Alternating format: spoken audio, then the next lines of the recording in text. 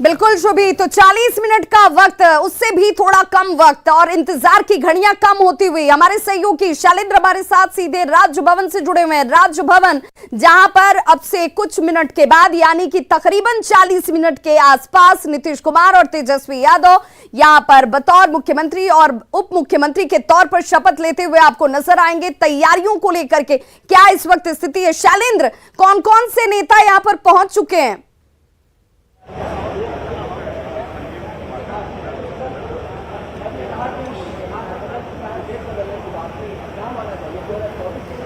तो सहयोगी शैलेंद्र से हम जुड़ने की कोशिश करेंगे, लेकिन इस वक्त शैलेंद्र उसी राजभवन में मौजूद हैं जहां पर पूरी तैयारी कर ली गई है। शपथ ग्रहण को लेकर तैयारियां की जा चुकी हैं। राजभवन में नेताओं के पहुंचने का सिलसिला भी शुरू हो चुका है। महागठबंधन के कई नेता पहले से ही राजभवन में मौजूद हैं, जिनकी तस्वीरें भी हम आपको दिखा रहे हैं। महागठबंधन के विधायक और नेता इस वक्त राजभवन में मौजूद हैं।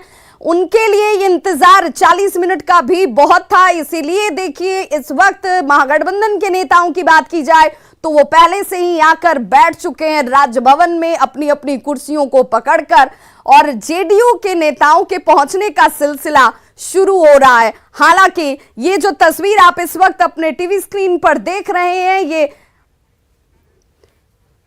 और हमारे साथ इस वक्त वरिष्ठ पत्रकार विनय कुमार जी जुड़ चुके हैं। विनय जी, बिहार की सियासत में राजभवन और राजभवन में शपथ ग्रहण की नीतीश कुमार की ये 8वीं बार तस्वीर बहुत कुछ साफ करती है कि सियासत में अब सूचिता, संवैधानिकता या फिर कहीं कि सिद्धांत, ये सब अब दूर की बात है।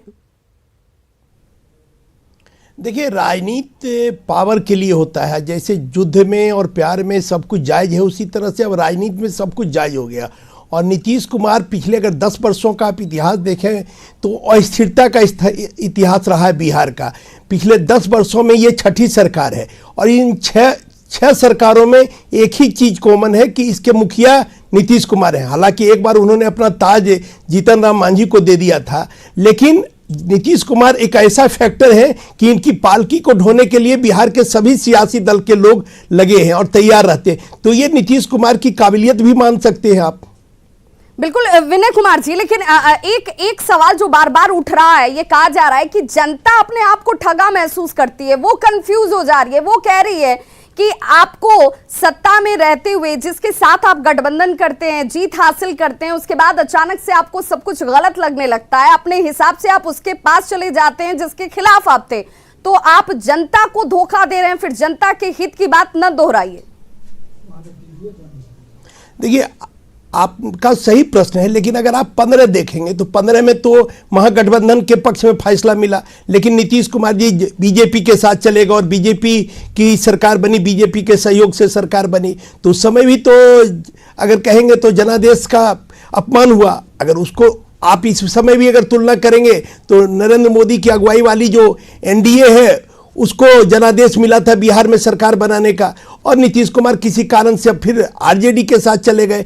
दरअसल अपने सुविधा के अनुसार राजनेता अपनी बातों को बदलते हैं, अपनी बातों को पलटते हैं। और अगर आप पिछला देखें इन नेताओं का वक्तव्य तो आपको हंसी आएगा। एक दूसरे के खिलाफ किस तरह का कटाक्ष करते रहे, किस तरह की बातें करते रहे।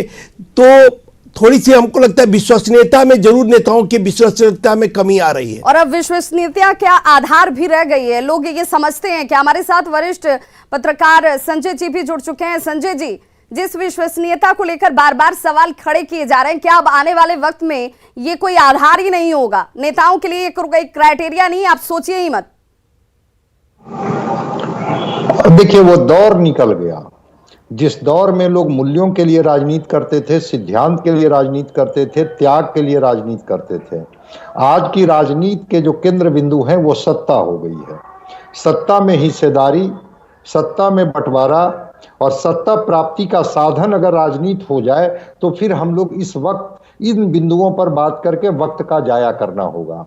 तो सत्ता का समीकरण जहां फिट बैठता है वहां पर सिद्धांत, मूल्य, सूचिता, विचारधारा इसके कोई मायने नहीं रख जाते हैं। चलिए, 8वीं बार शपथ लेंगे नीतीश कुमार संजय जी, लेकिन चुनौतियां उनके सामने क्या क्या होंगी? क्योंकि जिनके खिलाफ लड़ते रहे, जिन मुद्दों पर लड़ते रहे, आज उनके साथ भी हैं। देखिए, रोजगार को लेकर के विपक्ष बहुत हमलावर है या था हमलावर। आज तो वो विपक्ष नहीं रह गया, बिहार में सत्ता पक्ष में आ गया। तो जो बिहार के चुनाव लड़े गए थे उसके नैरेटिव क्या तय किए गए थे कि हम 10 लाख नौजवानों को सरकारी नौकरी देंगे। तो अब तो आपके पास सत्ता आ गई, अब नौकरी दीजिए, अब उसकी जरूरत है। अब कितनी वैकेंसी है आपको तो सब पता है। आपने उस समय एक डेटा जारी किया था कि हाँ, इस विभाग में इतनी रिक्तियां हैं। बिल्कुल, शपथ लेने के साथ ही संजय जी वो डेटा भी अब दिखाया जाएगा, पूछा जाएगा कि भाई अब तो नौकरी दे दीजिए, अब तो आप सत्ता में आ चुके हैं। ये तस्वीर अपने आप में बहुत महत्वपूर्ण है। जरा देखिए, विक्ट्री का साइन दिखाया जा रहा है, राजभवन की तस्वीरें, सहयोगी शैलेंद्र वहां पर मौजूद हैं। शैलेंद्र, विक्ट्री का साइन ये नेता दिखा रहे हैं, महागठबंधन के नेता पहुंच चुके हैं, क्या जेडीयू के नेता पहुंचे? बिल्कुल, देखिए जदयू के भी नेता पहुंचे। हम ये तस्वीर जो है वो हम यहाँ दिखाना चाहेंगे कि किस तरीके से तमाम जो नेता हैं वो यहाँ पहुंच चुके हैं। जदयू से प्रदेश अध्यक्ष उमेश कुशवाहा पहुंचे, विधानसभा के उपाध्यक्ष पहुंचे हुए हैं और तमाम जो आरजेडी के विधायक हैं, राज्यसभा के सांसद हैं, वो इस वक्त मौजूद हैं, क्योंकि अब थोड़ी ही देर के बाद नई सरकार का शपथ ग्रहण होगा। मुख्यमंत्री नीतीश कुमार शपथ लेंगे और साथ ही साथ उप मुख्यमंत्री के पद पर तेजस्वी यादव शपथ लेंगे। और उसके पहले की तस्वीर दिखा रहे हैं कि किस तरीके से यहाँ पर गहमा गहमी की स्थिति है। अगली पंक्ति में कौन कौन से लोग बैठे हुए? कहते हैं कि सियासत में सीटिंग अरेंजमेंट भी बहुत कुछ बताता है।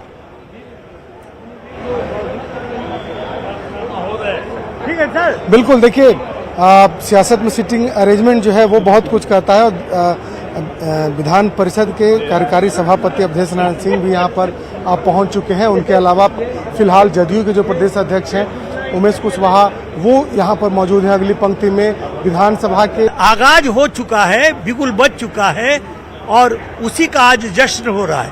तो बिल्कुल, आरजेडी के जो नेता हैं वो नई क्रांति की बात कर रहे हैं, उस क्रांति के जश्न की बात कर रहे हैं।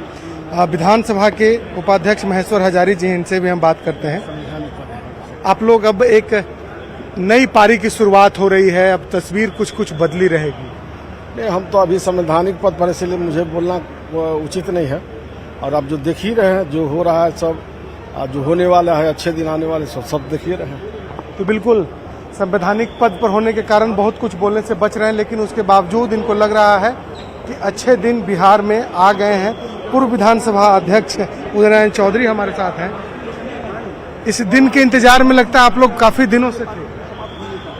मैं तो बहुत पहले से इस दिन के इंतजार में था और मेरी धारणाओं को भी लोग जानते हैं। बिहार के लिए ही नहीं, देश के लिए आज का दिन बेहद ही महत्वपूर्ण दिन है। और जब भी परिवर्तन की लहर देश में आती है तो बिहार से ही आती है। आज पुनः एक बार संविधान विरोधी लोगों से के साथ गिले शिकवे नीतीश कुमार से दूर हो, सांप्रदायिक उन्माद फैलाने वाले, धार्मिक उन्माद फैलाने वाले, देश को तोड़ने वाले लोगों के खिलाफ यह गठबंधन हुआ। संजय सिंह है जदयू एमएलसी, उनसे हम बात करते हैं। आखिर एक बार फिर से आप पुराने गठबंधन में चले गए संजय? निश्चित तौर पर पहले से अच्छा गठबंधन चलेगा नीतीश कुमार जी के नेतृत्व में। और मात्र 30 मिनट का वक्त अब शेष रह चुका है।